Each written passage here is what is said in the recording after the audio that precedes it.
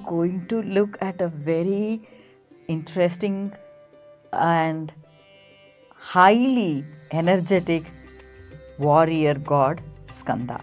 Important episode from the point of view that it's going to open a new dimension. Prana is also that strength that is needed for us to survive. Anuja refers to brother and preferably the younger brother, Lord Indra. He was born as a younger brother of Lord Indra, where it was an incarnation called Vamana Avatar. It is the seat or the support for every single being. Everything as air. Air, you can think of the blowing of air as a simple form of something getting moved through because of the force of air. Yeah. But when that godly personality comes down to a form, a human form preferably, that I can relate to.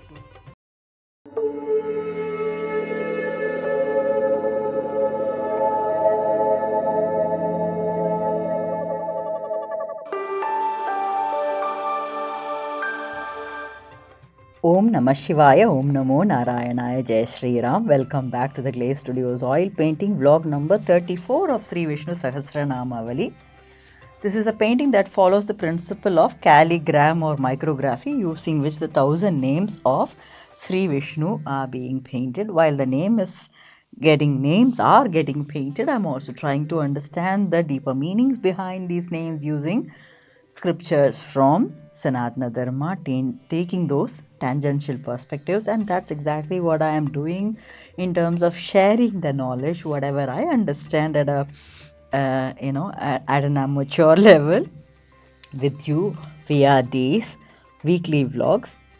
We have already covered names up to 320 in our previous vlogs. If you haven't checked that out, please do so and come back, because although we are taking 10 names in each of these sessions, we do go back and forth with the names, trying to understand from different perspectives.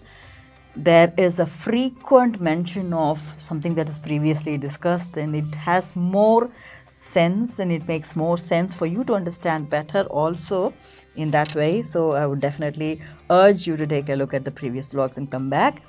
So like I mentioned, we have already covered some of the names, and this week's vlog will cover our names from 321 to 330.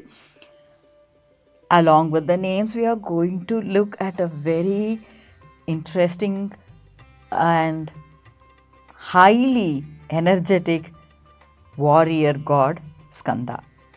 This is a very important episode from the point of view that it's going to open a new dimension from where we will start discussing. This will be a start of many other discussions that will come up in this arena of warrior thought process and such. So without much ado, let's get on to today's 10 names and their meanings, starting with the 321st name, Om Pranadaya Namaha. That means one who bestows prana, that is strength, on devas and asuras, and also destroys them by withdrawing it.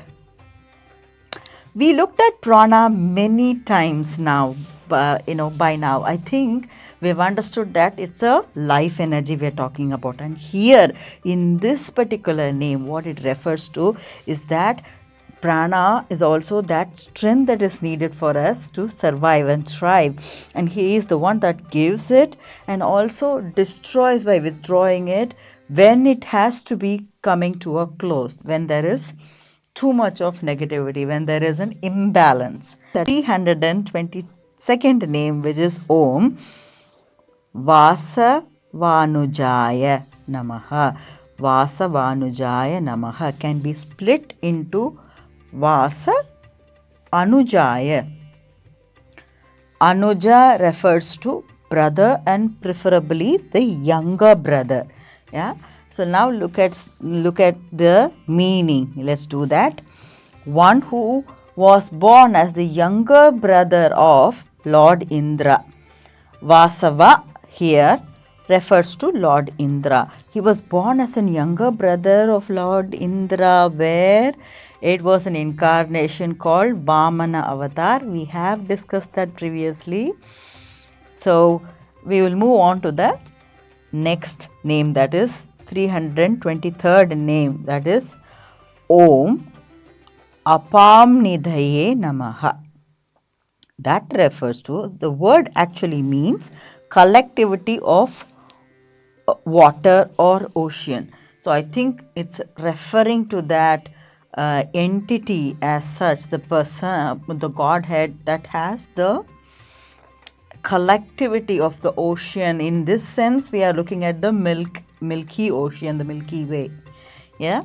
324th name is Om Adishtanaya Namaha. That refers to, Sthanam refers to seat. Yeah. Adishtanaya Namaha here means the seat or the support for everything. Yeah, he is the seat or the support for every single being. 325th name is Om Apramattaya Namaha. This means one who is always vigilant in awarding the fruits of actions to those who are entitled to them. So he is vigilant from the point of view that he is waiting for us to let go of our inner urges and try to remain in that zone of, try to align ourselves into that zone of being aware, being responded to the nature of who? Ourselves, our own Dharma, your own individual self. That's exactly is needed, isn't it? And that's when the rewards for the actions come through. 326th name is Om Pratistitaya Namaha. Pratistitaya Namaha refers to one who is supported and established in his own greatness. I think this is also very similar to the aspect of this, seat or support for everything. Adisthanaya Namaha. From there, this is also connecting, I can feel that. The next name, that is 327th name, is Om Skandāya Namaha. Skandāya Namaha refers to one who drives away everything as air. Air, you can think of the blowing of air as a simple form of something getting moved through because of the force of air. Yeah. Skandāya Namaha here in this context refers to that. The next name, 328th name, is Om Skandadharaya Namaha. This refers to one who supports Skanda, or Skanda itself refers to the righteous path. What else or who else does Skanda refer to is what we are going to discuss in a short while from now.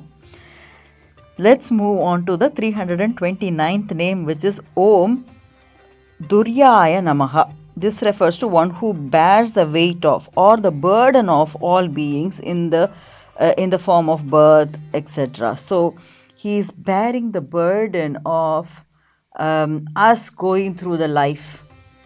Yeah. So we feel sometimes when things go wrong in our lives that, okay, we are putting up with so much in our lives. We feel the burden. Do we say that always, when we are feeling low and we are feeling that we are pushed down by many things in life, we feel that, life is a burden at times, And that feeling, if we think of all our burdens put together, multiply of all the people, all the living entities, who is actually taking the weight? Maybe it's somebody else. And maybe we feel only the tip of the iceberg. Let's look at the 330th name, that is Om Varadaya Namaha. One who gives the boon, Varam, that is itself, giving a boon. When is that boon coming up? Connect the dots to our Dharma or Karma. Our Dharma and Karma point to our natural innate behavior, natural innate activity that we are connected to, and if we just follow it as our daily karma, daily activity itself, the boon or the benefits, the fruits will come around and he will be delivering us to that. With that, we come to the end of the 10 names, but the Skanda aspect. So, what did we look at? Skanda looks like one who drives away everything as air, air does with full force. Or Skanda also points to the righteous path. Can we give a feature to this element? Then we will create a human form for our understanding.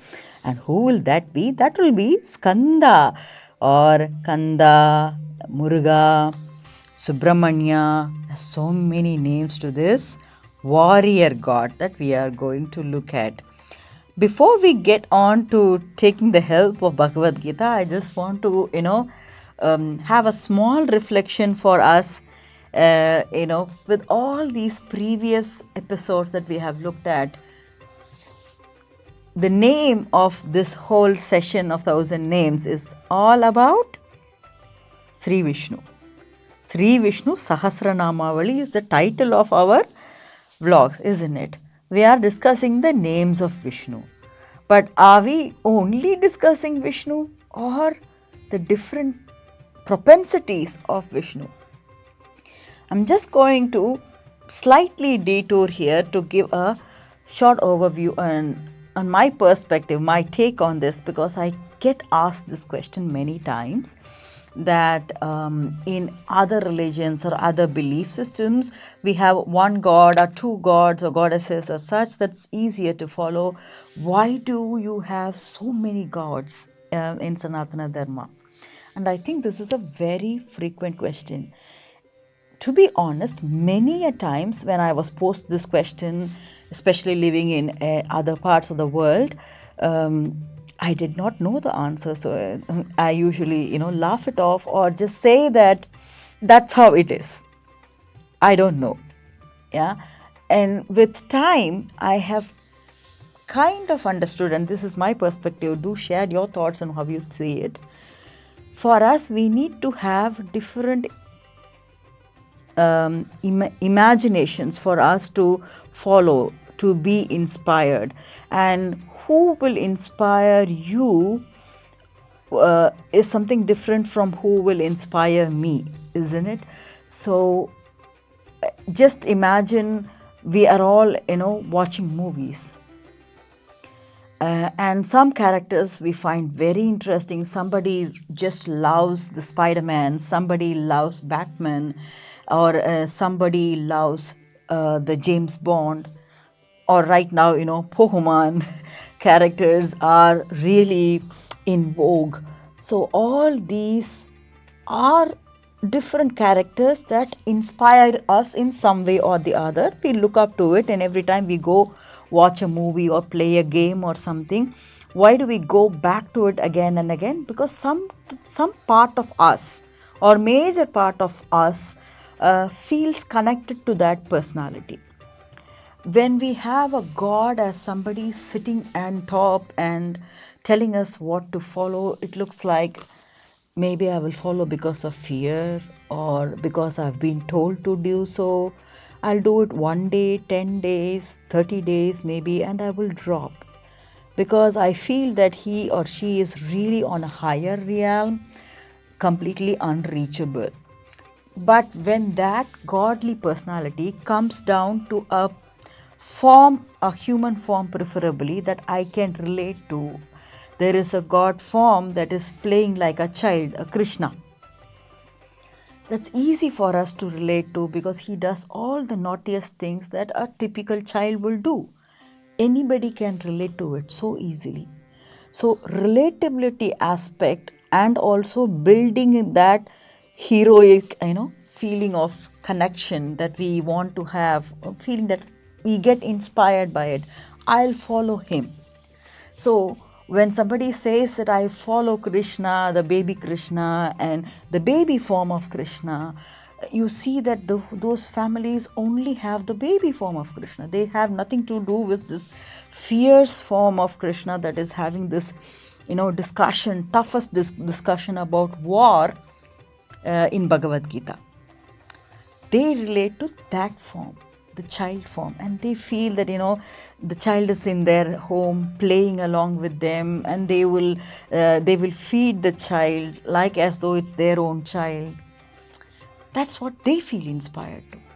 So everybody needs a character that is very close to their personality, that they can relate to and feel inspired and work towards the next step. And the reason that I have summarized based on my small little experience is that in order for us to feel inspired, there are so many varieties provided of personalities and propensities that we can relate to. So somebody can relate to a woman, a Shakti form. So they are, in that Dharma, praying to Shakti, Goddess, Lakshmi, and so on, Adi Parashakti. There is another route. Yeah. So somebody feels connected to a child. These forms are possible because of the aspect that it is relatable, and that's one of the key reasons. And another deeper reason is that we have to understand that as an individual, we cannot be doing everything in the same way. We'll have to multitask, which means we need to create room for another different personality within us to about to do something different. Yeah, when I am with you on this camera, I am doing a certain thing and I have a certain demand. But when I am with the kids in the art class, then I am completely different. I have to be a different personality out there for me to be able to relate to them. When I am having a leadership session in another place, then the whole scene itself demands that I show another personality. So within us, there are different personalities that should and could ebb out at different points of time, and that's also a reason why these forms, different forms of gods and goddesses are there.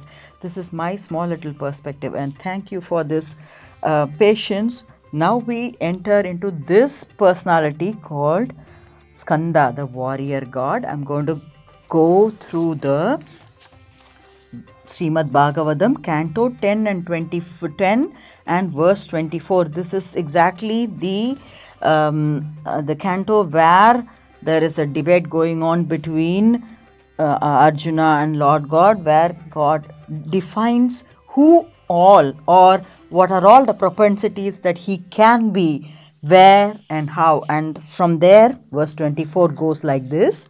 It is Prodasham cha Mukhyam Mam Vidhi Partha Brahaspatim Senaninam Aham Skandaha Sarasam Asmi Sagaraha, means Prudosham or Prudosham of all priests, cha also, Mukhyam the chief, Mam I am, Vidhi understand, Partha or son of Partha referring to Arjuna, Brahaspatim the Lord God Brahaspati, Senaninam of all the commanders, Aham I am, Skanda or Kartikeya. Yeah.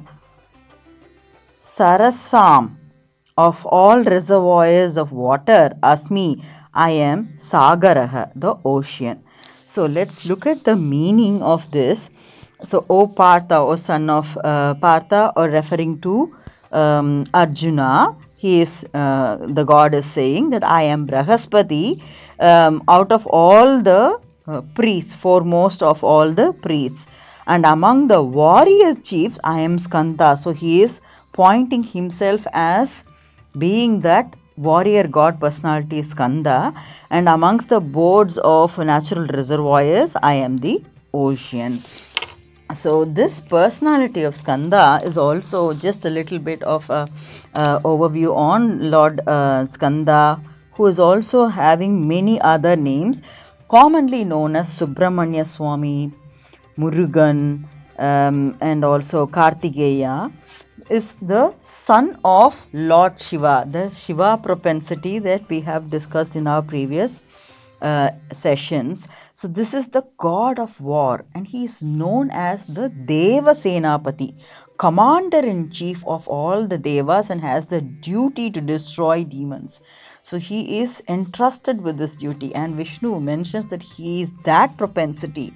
He himself is that propensity of Skanda when it comes to being the warrior god. So this particular personality, what is that personality now? If we have to imagine like a James Bond, coming back to that point we discussed, that we have to feel inspired. Why should we feel inspired by this warrior god? But when we are really at war, in the war ground, we need to think like the war personality, the army man, isn't it? So we need that features. And where do we take inspiration from? From Kartikeya or Skanda. What are the skills that this particular god or demigod, you can say, warrior god, is highlighting? He has the skills and strength to defeat anyone in war. He is strategic, he is brave, he is intelligent with profound knowledge of the art of war. So there is even think of at that moment, from an army training perspective, when somebody is trained, he or she is trained in the art of doing that duty. War has to be considered a duty at that point, because the job of that army men or women is to be present, fully present, and give their best to their country, homeland, during the war, isn't it? So what all are the qualities that they need? So that is what is listed out. There is a personality created, there is a god or demigod created.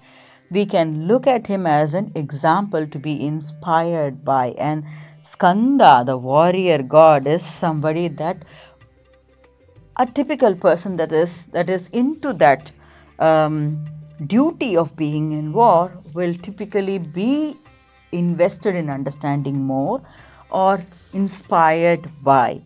We will get more deeper into this warrior personality as we go along with these names. Please do share your thoughts on what you feel about today's session, and also about the warrior god. If you know somebody from many other religions and beliefs, also there are similar demigods, I have understood. Please do share your thoughts on the same as well. Until we meet in the next session, stay blessed, stay happy, stay healthy, stay motivated. Thank you. Bye-bye.